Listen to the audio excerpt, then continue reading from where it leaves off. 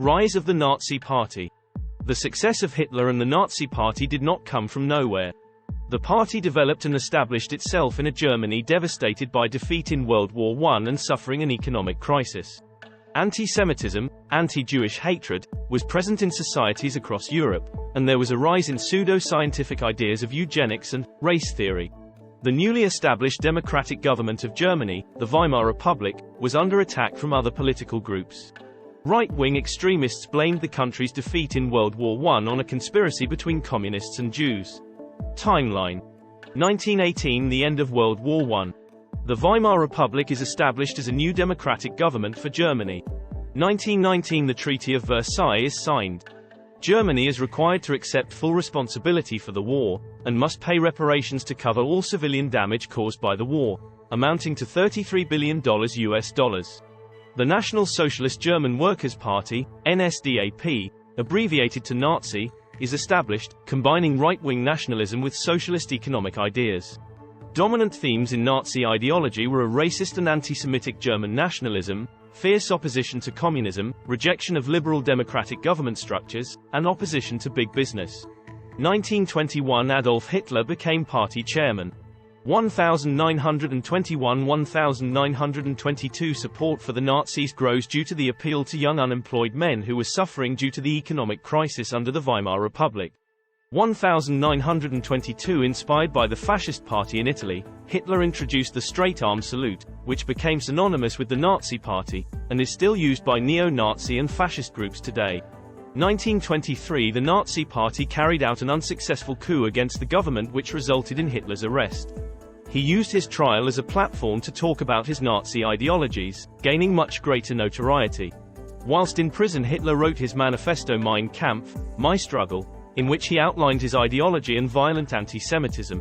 1925–1929 After his release from prison in 1924, Hitler announced that the party would take a legal path to power, and despite poor results in elections, support was developed. Mein Kampf was published in 1925. 1929 On the eve of the Great Depression, the Nazi Party had around 130,000 members.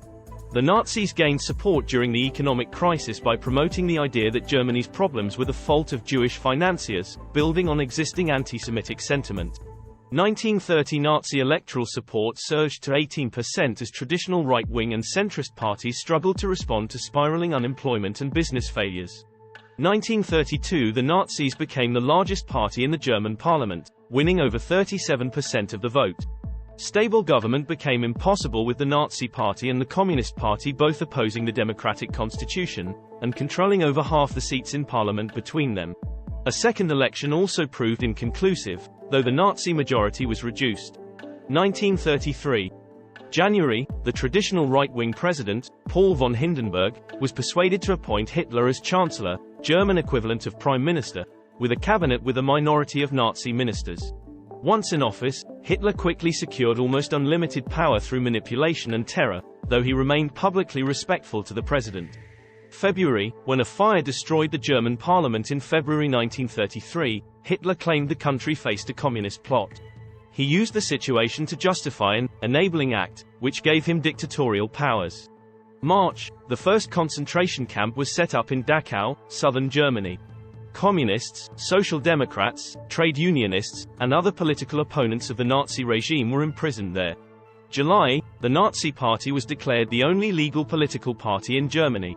1934 In June 1934 Hitler ordered a ruthless purge of political rivals, resulting in the murder of over 80 individuals.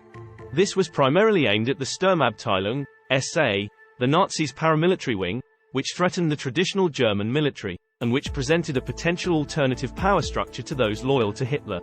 The defeat of the SA allowed Himmler's Schutzstaffel, SS, the Nazi paramilitary group most loyal to Hitler, to assert itself as the most powerful and feared organization in Nazi Germany. The Night of the Long Knives also targeted other political opponents such as left-wing Nazis and traditional conservatives, cementing Hitler's political dominance. When President Hindenburg died a couple of months later, Hitler proclaimed himself Führer, Supreme Leader of Germany.